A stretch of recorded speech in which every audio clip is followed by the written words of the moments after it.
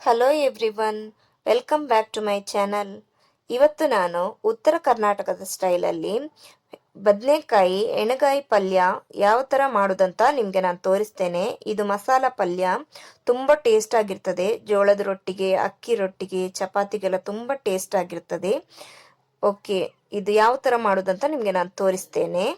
ಮೊದಲಿಗೆ ಇಲ್ಲಿ 6 ಬದನೆಕಾಯಿಯನ್ನು ತಗೊಂಡಿದ್ದೇನೆ. ದೊಡ್ಡ ಗಾತ್ರದ್ದು, ಸಣ್ಣದು ಬೇಕಾದರೂ ಯೂಸ್ ಮಾಡ್ಕೊಳ್ಬಹುದು. ಇದನ್ನು ಚೊಟ್ಟು ಸಮೇತ ಯೂಸ್ ಮಾಡಲಿಕ್ಕೆ. ಇದನ್ನು ನಾನಿಲ್ಲಿ ಹಿಂದುಗಡೆಯಿಂದ 4 ಭಾಗವನ್ನಾಗಿ ಸೀಳ್ತಾ ಇದ್ದೇನೆ. ತುಂಬ ದಪ್ಪಕ್ಕಿದ್ರೆ 6 ಭಾಗವನ್ನಾಗಿ ಕೂಡ ಸೀಳ್ಕೋಬಹುದು. ನೋಡಿ, ಈ ಥರ ಇದೆಲ್ಲವನ್ನು ನಾನು ಸೀಳ್ಕೊಳ್ತೇನೆ. ನೋಡಿ, ಇದೆಲ್ಲವನ್ನು ಸೀಳಿ ಇಟ್ಟಿದ್ದೇನೆ ನಾನೀಗ. ಇದನ್ನು ಮೊದಲಿಗೆ ನಾನು ನೀರಲ್ಲಿ ಹಾಕಿಡ್ತೇನೆ. ಮಸಾಲೆ ರೆಡಿ ಮಾಡುವ ತನಕ ಇದನ್ನು ಸ್ವಲ್ಪ ಉಪ್ಪು ನೀರಲ್ಲಿ ಹಾಕಿಡುವ. 1 ಸ್ಪೂನಷ್ಟು ಉಪ್ಪು ಹಾಕಿದ್ದೇನೆ. ಇದನ್ನು ಹಾಕಿ ಇಡ್ತಾ ಇದ್ದೇನೆ. ಇದರಲ್ಲಿ ಏನಾದರೂ ಕೊಳೆ ಇದ್ದರೆ ಅಥವಾ ಏನಾದರೂ ಇದ್ದರೆ ಇದು ಕ್ಲೀನ್ ಆಗ್ತದೆ. ನಂತರ ಇದು ಬದನೆ ಕೂಡ ಕಪ್ಪಾಗುವುದಿಲ್ಲ. ಈಗ ಇದಕ್ಕೆ ಮಸಾಲೆ ರೆಡಿ ಮಾಡ್ಕೊಳ್ಳೋಣ.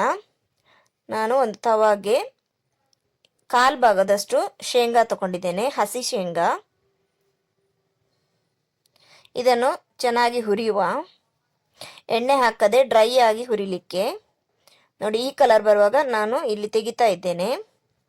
ನಂತರ ಒಂದು 10 ಮೆಣಸು ಹಾಕೊಂಡಿದ್ದೇನೆ. ಇದನ್ನು ಕೂಡ ಹುರಿತಾ ಇದ್ದೇನೆ. ಇದನ್ನು ಜಸ್ಟ್ ಸ್ವಲ್ಪ ಹುರಿದ್ರೆ ಸಾಕು.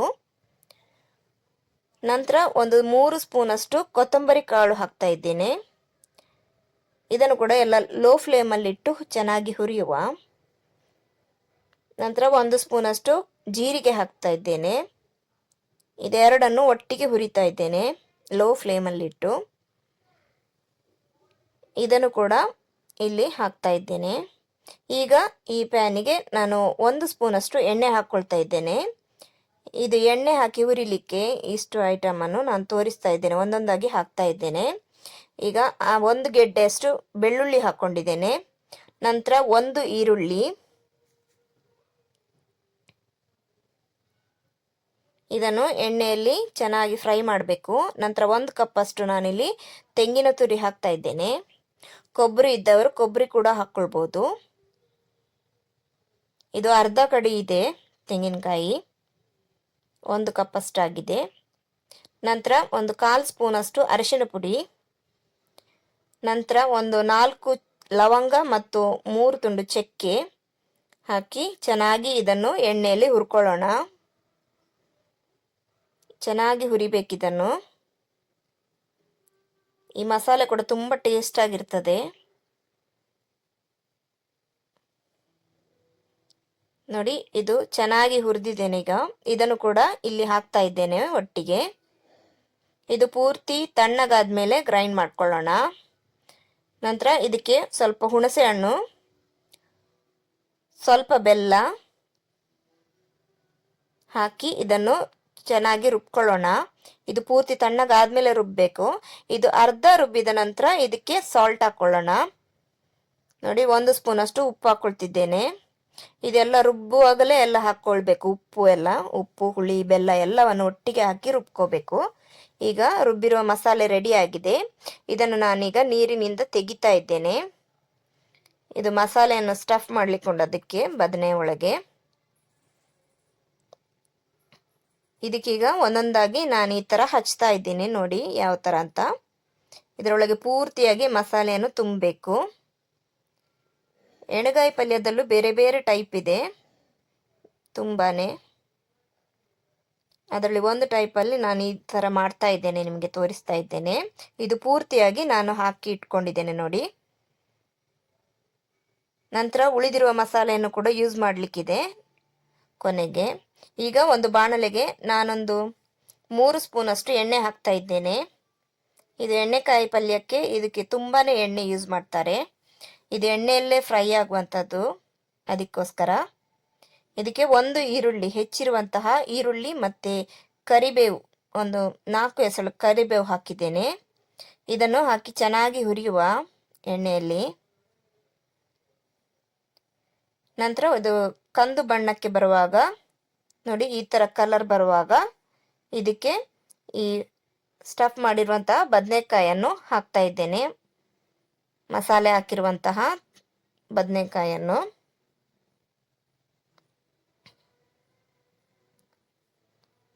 ಇದನ್ನು ಹಾಕಿ ಜಸ್ಟ್ ಒಂಚೂರು ಫ್ರೈ ಮಾಡಿದರೆ ಸಾಕು. ಎಣ್ಣೆಯಲ್ಲಿ ಉಲ್ಟಾ ಮಾಡ್ಕೊಳ್ಳೋಣ.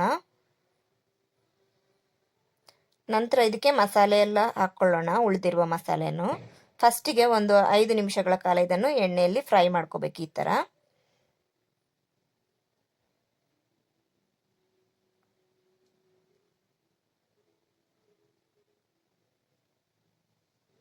ನಂತರ ಈ ಉಳಿದಿರುವ ಮಸಾಲೆಯನ್ನು ಕೂಡ ನಾನು ಹಾಕ್ತಾ ಇದ್ದೇನೆ.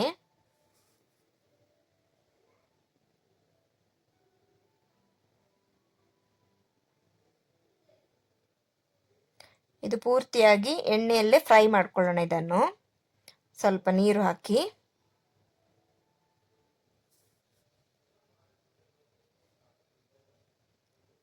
ಇದನ್ನೀಗ ಮುಚ್ಚಳ ಮುಚ್ಚಿ ನಾನು ಬೇಯಿಸ್ತಾ ಇದ್ದೇನೆ. ಚೆನ್ನಾಗಿ ಬೇಯಲಿ ಅದು. ನೋಡಿ, ಇದು ಬೆಂದಿದೆ. ಒಂದು ಸೈಡಲ್ಲಿ ಬೆಂದಿದೆ. ಇದನ್ನೆಲ್ಲ ಉಲ್ಟಾ ಹಾಕೊಳ್ತೇನೆ.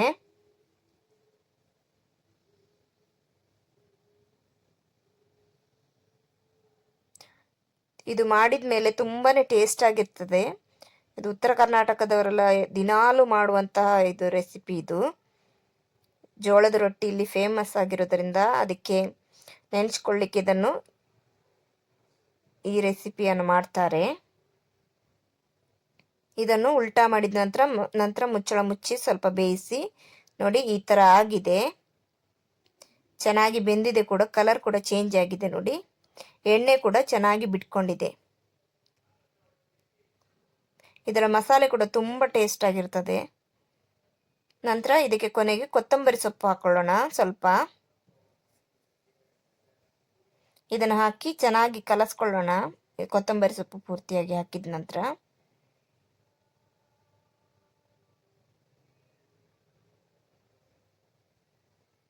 ಇದು ಮಸಾಲೆ ಎಲ್ಲ ಚೆನ್ನಾಗಿ ಎಳ್ಕೊಂಡಿರ್ತದೆ ಒಳಗಡೆ ಬದನೆಕಾಯಿದು.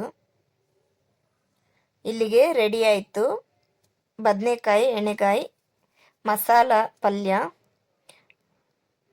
ನೋಡಿದ್ರಲ್ಲ ಎಷ್ಟು ಈಸಿಯಾಗಿ ಈ ರೆಸಿಪಿ ನಾನು ಮಾಡಿದ್ದೇನಂತ. ನೀವು ಕೂಡ ಮನೆಯಲ್ಲಿ ಟ್ರೈ ಮಾಡಿ.